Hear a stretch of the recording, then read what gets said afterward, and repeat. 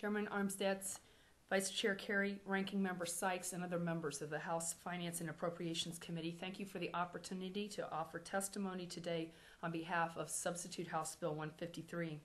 My name is Sarah Goss Norman. I am a recovering attorney and a stay-at-home mother in Hudson, Ohio.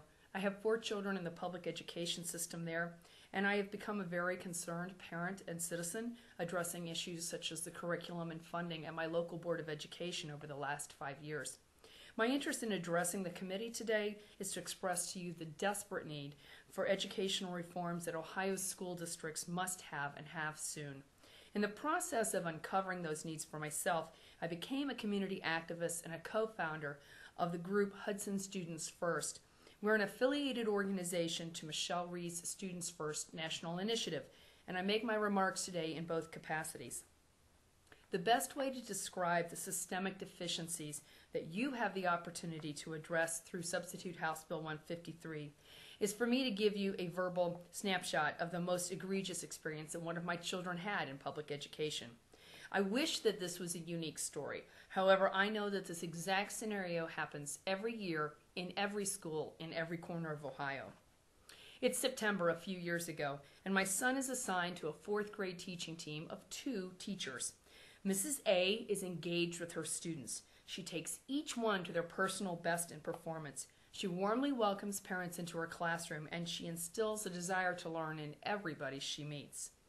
Now, Mr. B, besides being a 4th grade teacher, is an athletic coach at another school. He refuses to meet with parents unless they send a written request in. In fact, except for sending report cards, he does not communicate in any way with parents if he can avoid it. He teaches math. However, he allows the children to work on their own in groups while he spends his classroom time on his personal laptop computer. By the time December rolls around, even the students are complaining about it. They are bored, and even worse, they haven't really gotten much instruction in math. Now, Mrs. A and Mr. B were hired around the same time, and they have the same credentials. Both of them have been tenured, and both of them make the exact same salary. What can my school district do in this situation, and what can I do as a parent? Right now, nothing. They will both go on doing their jobs in their very different ways and earning the exact same amount of money until they retire. If you will pass Substitute House Bill 153, my district will be able to adjust salaries upwards for great performances and downwards for less than stellar performance. If Mr. B never lines up to the expectations that our district has for teachers, he will find himself on a RIF list. Instead, at this moment, Mr. B remains on the staff in my district, where he has subjected another roughly 200 students to his unique and special teaching style. This month, our district laid off 35 young teachers that will not have a job next year. Some of them were every bit as talented as Mrs. A. But instead, they could have, if they had the power to do so, our district could have let go Mr. B and some of the other more expensive and underperforming staff members we have. I say that we have had enough of this. I know that one of the provisions available to you in this bill involves teacher and principal evaluations. As originally stated, these evaluations have 4 levels and are based on a value-added model and set benchmarks for student performance. Additionally, parent input will be included in this process. Another provision creates merit-based pay systems which would tie a teacher's compensation to the performance evaluations.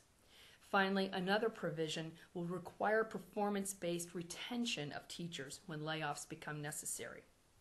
The details in this case are far less important than the freedoms for local school districts. Our district might need more than 4 levels of performance grade, or not.